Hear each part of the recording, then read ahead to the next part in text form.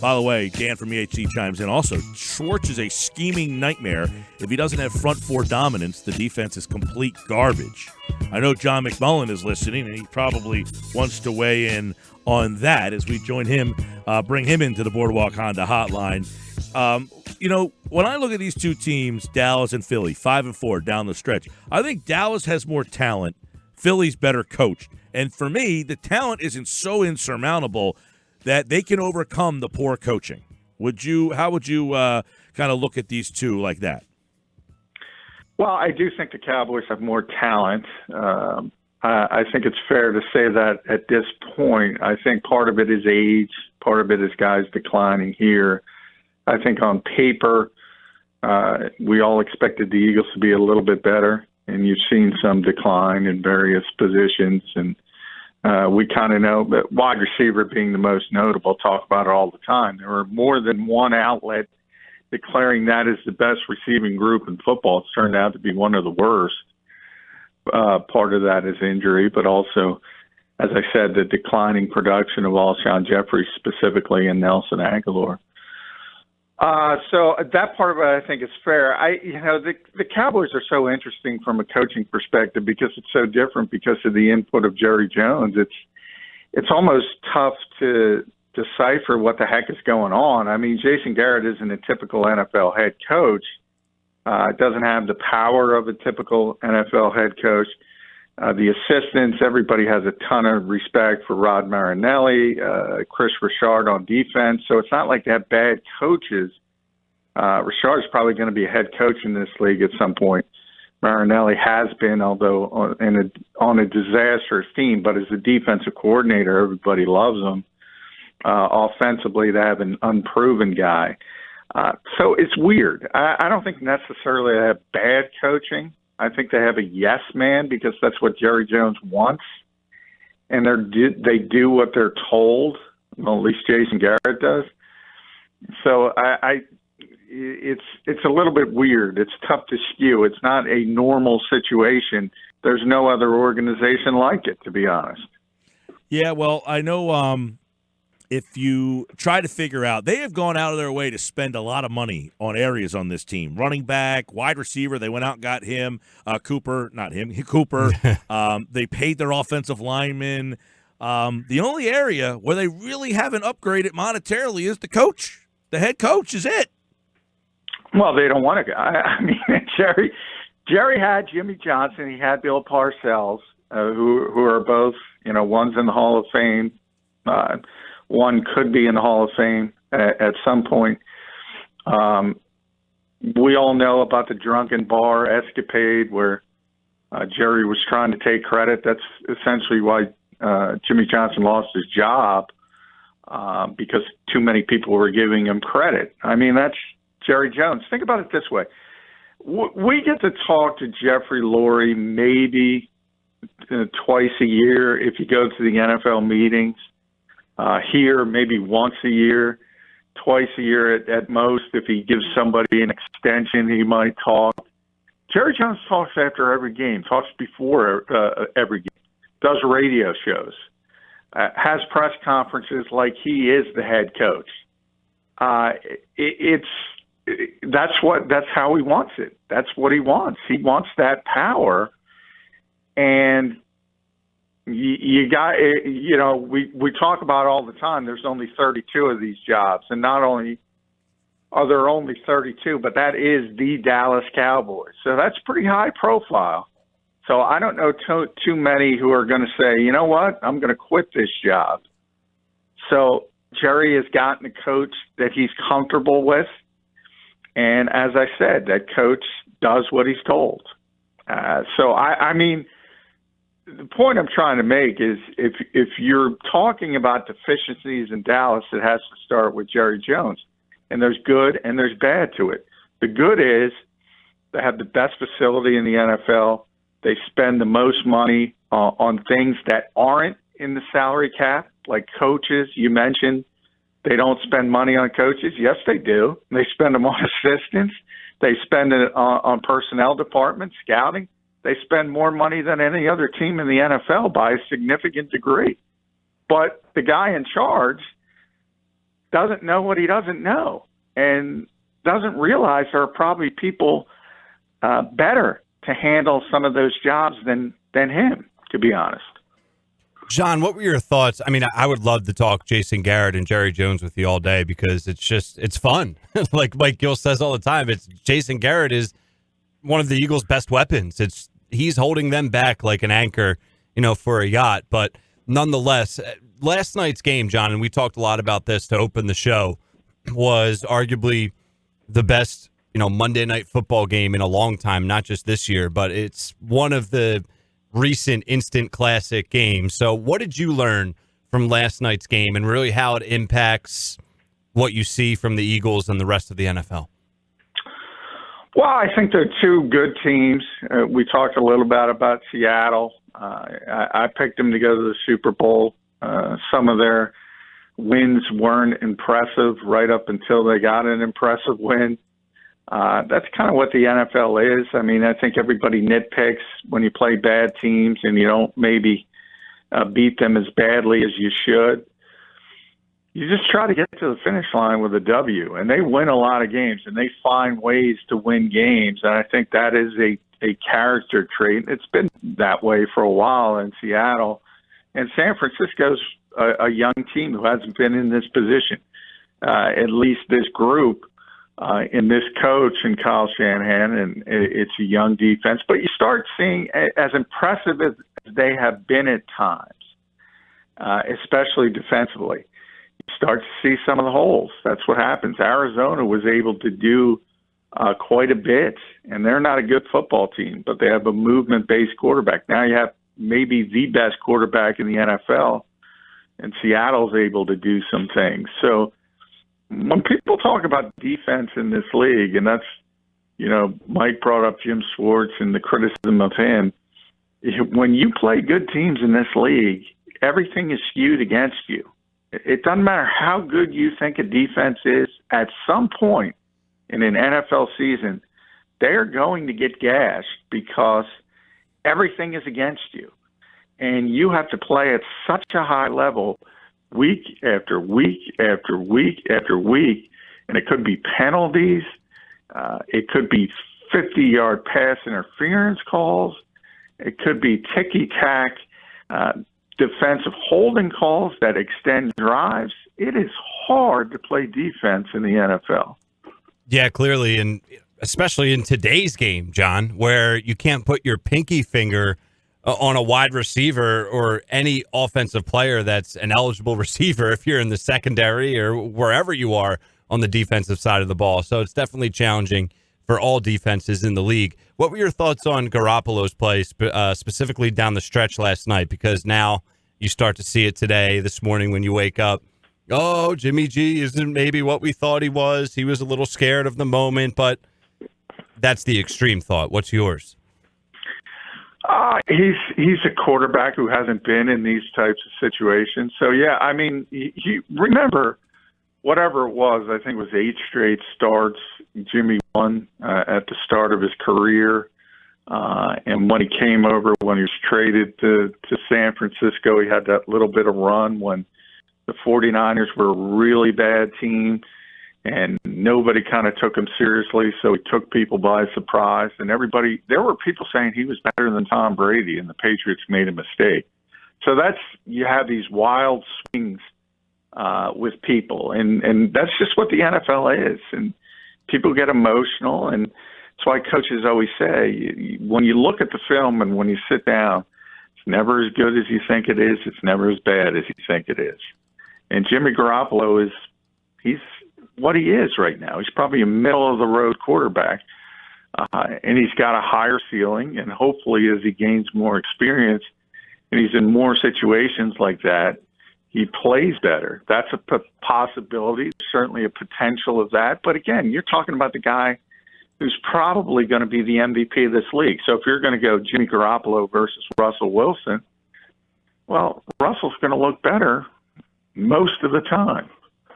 Do you watch the game last night and say that Garoppolo is maybe the weak link for that 49ers team? No, not necessarily. I mean, I think you can look at their offense. I don't think they have a ton of playmakers. They got, it's interesting. They've been having success without their two tackles, and they got Staley back and they got McGlinchey back. So from that standpoint, you would think they would be better, but they had difficulty running the ball. It was pretty clear that Seattle went in with that thought process of force Garoppolo. And they don't have great receivers either. I mean, Emmanuel Sanders comes over there, and he's been so impactful. There's two things to that. First of all, he's a good receiver. He's not a great receiver, but he's a good, solid player.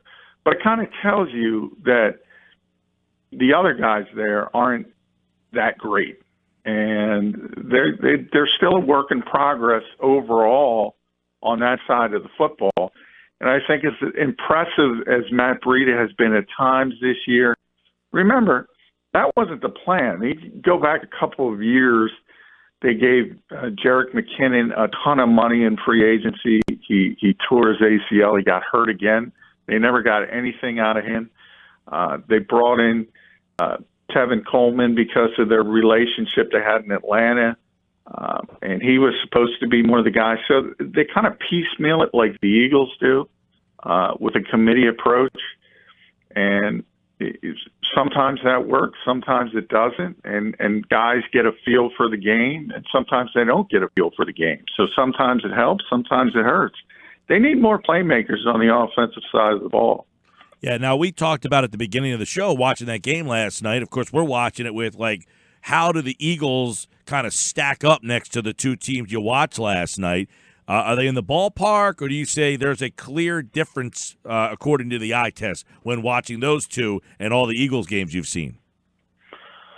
I don't think there is a dramatic difference. I think pretty clearly, I mean, if you go by Bill Parcells' rules, you are what your record says you are. The Eagles are a 5-4 team. So, but you also have to put the context of that. There has been a ton of injuries, and you've already seen certain guys coming back. And it starts at corner where you get Jalen Mills and Ronald Darby, Avonte Maddox back-to-back weeks. And all of a sudden the secondary looks better. Tim Jernigan's back now, and you assume the defensive line gets better.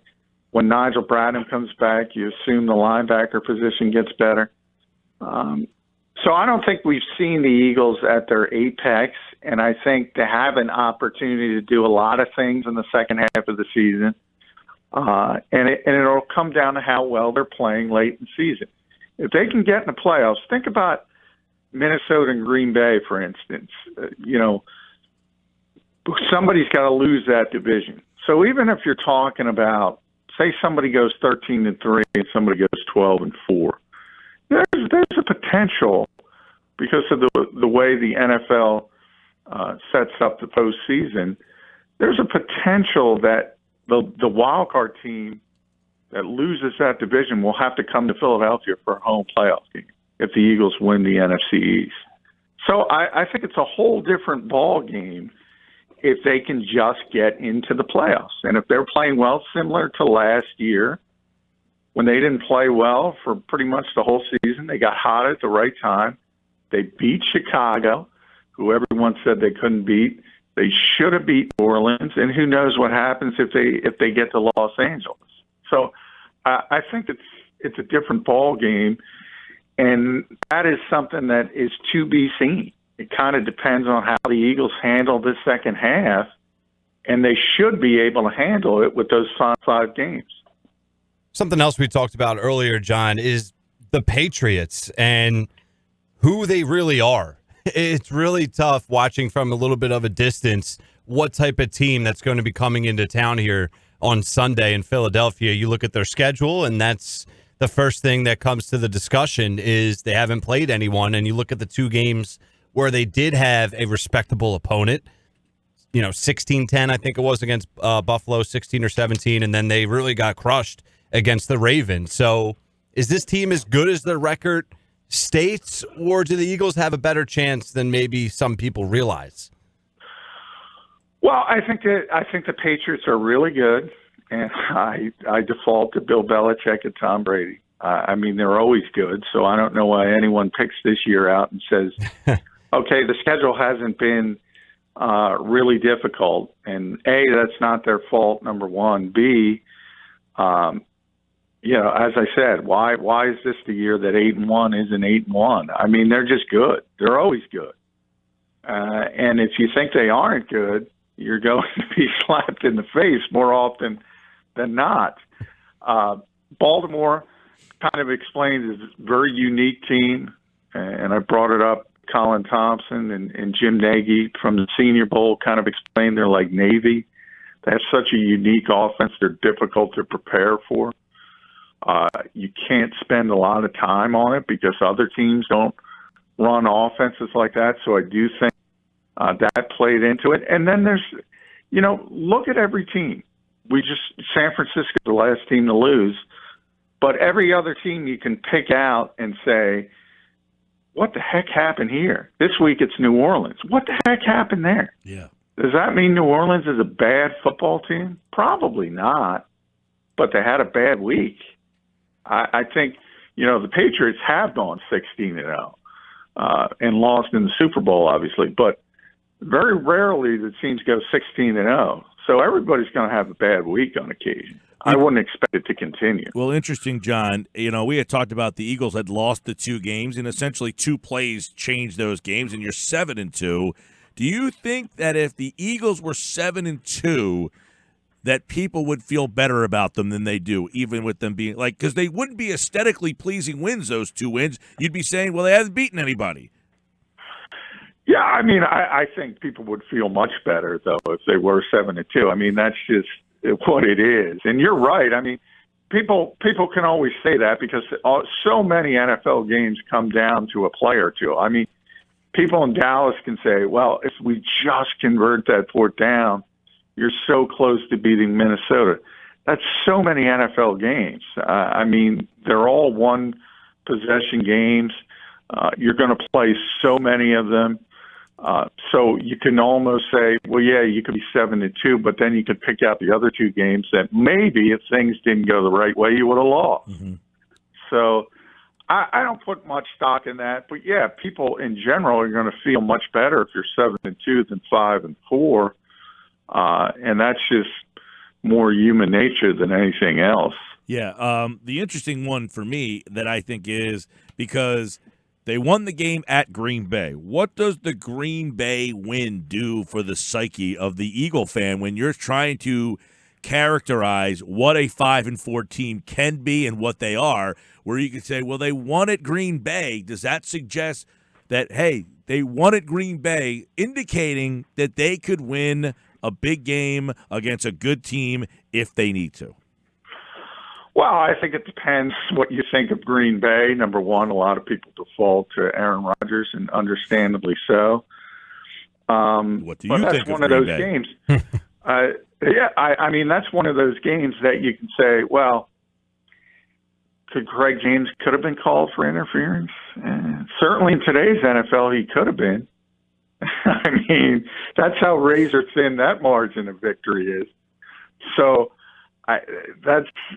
it's kind of, are you a glass half full guy or a glass half empty guy? If you want to talk yourself into saying Aaron Rodgers is the best quarterback in the NFL, you went out and you beat him on the road where they never lose, basically. Yeah, it's pretty impressive. A lot of other teams were in position to win. Carolina was in a position to win if a couple calls didn't go their way at Lambeau last week. Minnesota early in the season was going in for probably would have been the game-winning touchdown. Didn't get it done.